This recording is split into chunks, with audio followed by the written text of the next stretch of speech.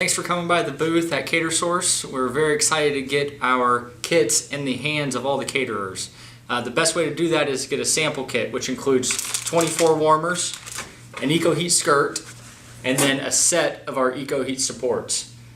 It's a smaller version of our patent pending conversion kits, which has all these items with more warmers in there as well. So if you haven't got your kit yet, go ahead and order today.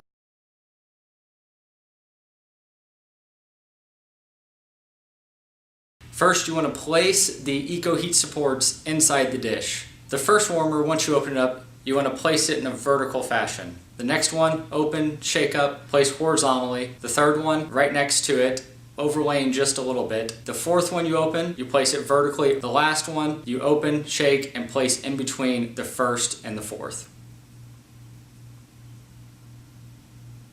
Cleaning up the ecosystem is very easy. You have two options. You can either dispose of the EcoHeat warmers directly in the trash can, or you can cut open the warmers and dump the contents of the warmer in your composting pile.